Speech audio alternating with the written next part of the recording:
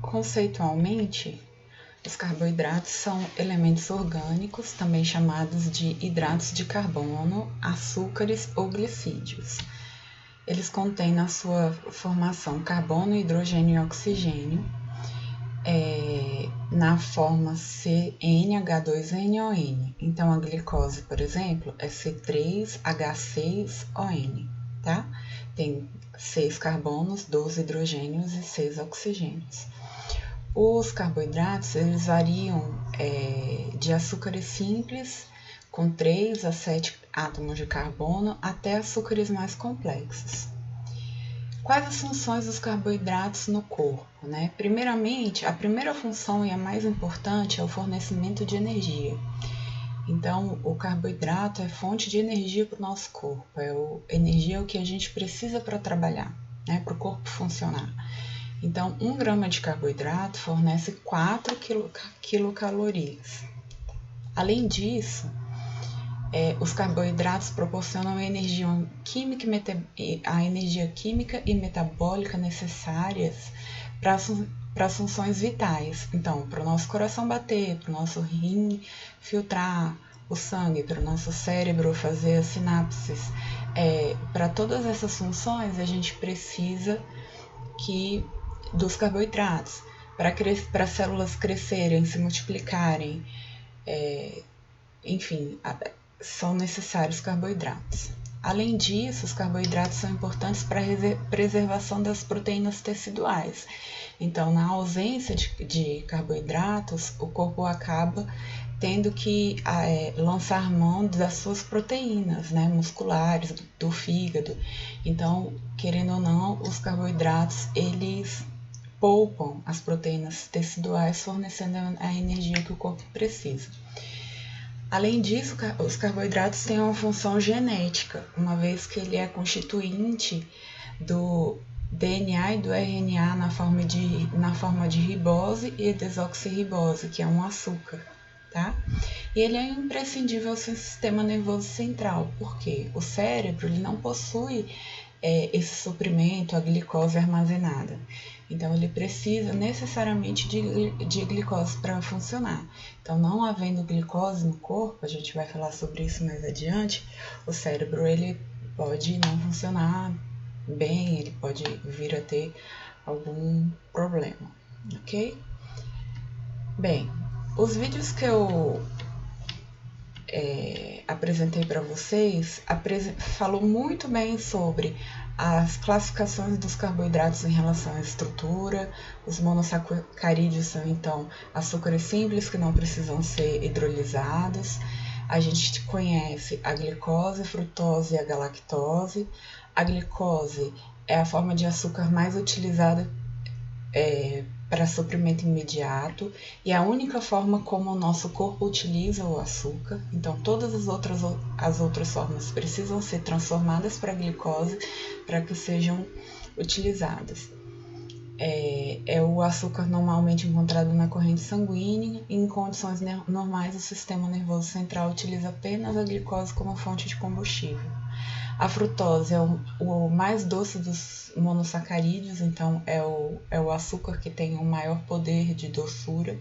Ela é encontrada nas frutas e no mel, mas também como produto da digestão de sacarose.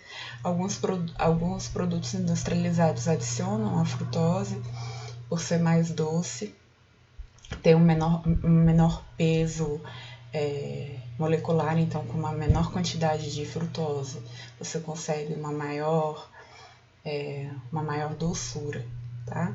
E o consumo excessivo de frutose, a frutose ela vai ser convertida a glicose, então não cai nessa besteira de falar assim, não, eu tô comendo demais, mas é só fruta só tem frutose. Não, fruta tem frutose, tem glicose, tudo que a gente come em excesso é armazenado na forma de gordura, tá?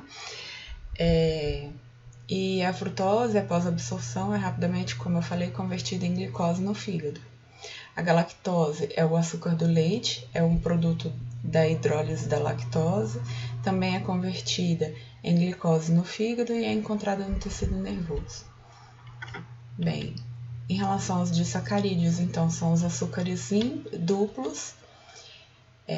Nós já falamos, a sacarose é glicose mais frutose, a lactose é glicose mais galactose e a maltose é glicose mais glicose. A maltose, ela não existe livre na natureza, ela é sempre um produto da digestão do amido. O amido são várias unidades de glicose ligadas, tá? Bem, tem ainda os polissacarídeos, que são formados por várias unidades de glicose na forma de amidos, destrinas ou glicogênio. Os amidos eles são encontrados em vegetais na forma de amilase, que é essa forma linear, ou amilopectina, que é uma forma ramificada. A proporção de amilase e amilopectina de cada cereal vai determinar a sua capacidade de formação de gel ou de gelatinização. Então, o amido de milho, por exemplo, ele tem uma grande capacidade de gelatinização, ele atua como espessante em muitos produtos industrializados.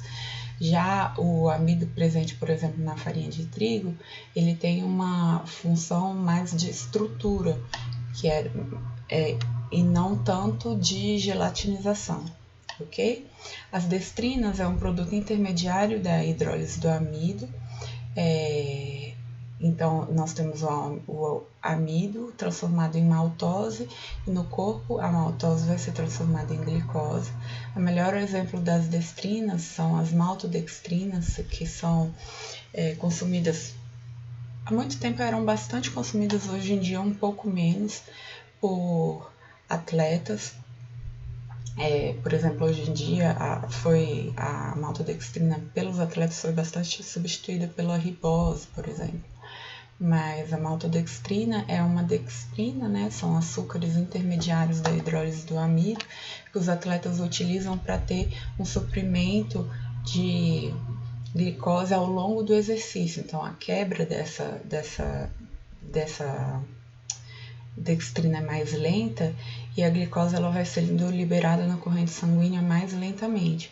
Então, o atleta ele tem energia durante todo o exercício para executar, durante toda a atividade para executar o exercício que ele está fazendo, principalmente para exercícios de longa duração. O glicogênio é uma forma de armazenamento de energia dos seres humanos e animais, é formado por cadeias ramificadas de glicose. Então, o glicogênio são várias unidades de glicose ligadas, eles estão presentes. O glicogênio está presente tanto no músculo, que é o glicogênio muscular, como no fígado, que é a reserva de glicogênio hepático. Na aula de metabolismo fica bem claro para que serve o glicogênio hepático, a questão de glicogênese e gliconeogênese, vocês vão ver isso mais explicadinho mais adiante, tá bem? Em relação ao metabolismo da glicose, nós precisamos saber que a glicemia ela deve ser mantida entre 70 e 110. Então, todo o nosso metabolismo ele funciona para que a nossa glicemia esteja nessa faixa, entre 70 e 110. Então, se a gente acaba de comer, o nosso corpo o nosso cérebro, o nosso corpo identifica o aumento da quantidade de glicose no sangue, sinaliza o pâncreas para secretar a insulina. A insulina é uma enzima que vai jogar a glicose para dentro das células.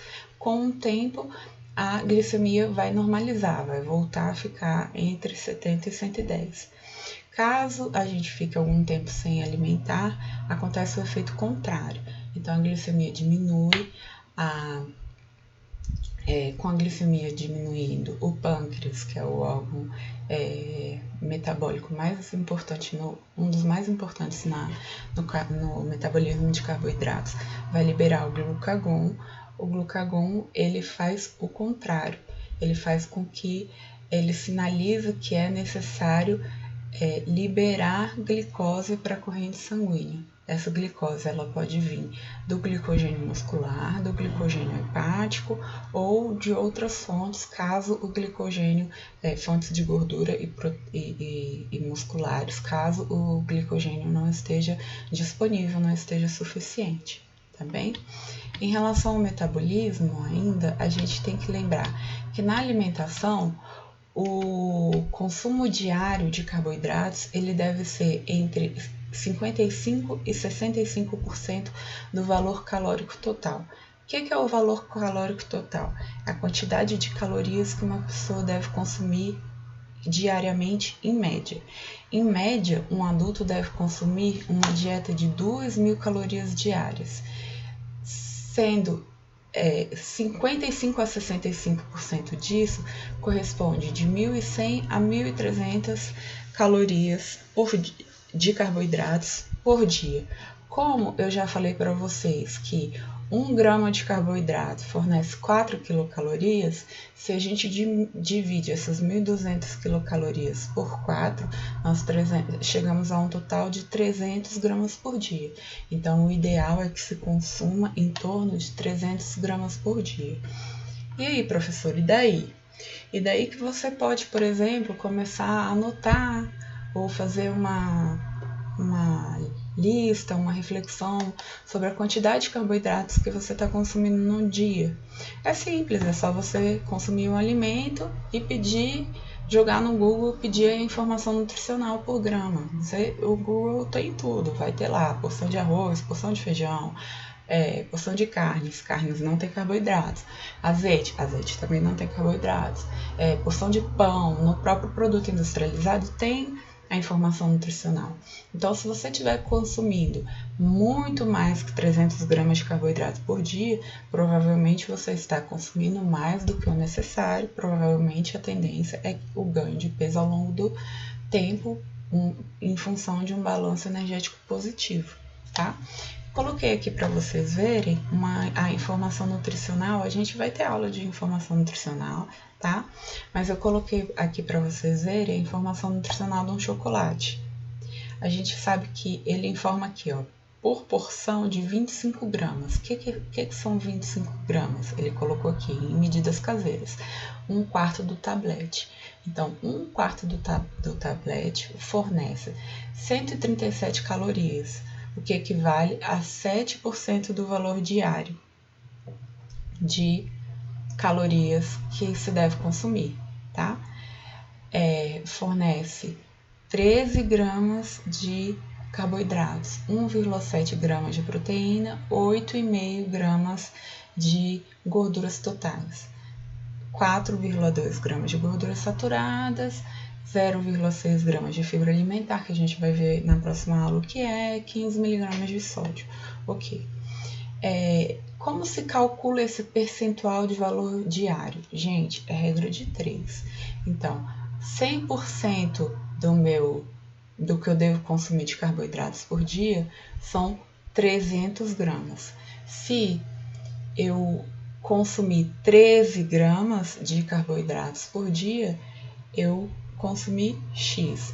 Nesse caso, o X é igual aqui, eu coloquei 4 mais 7, mas não é 4%.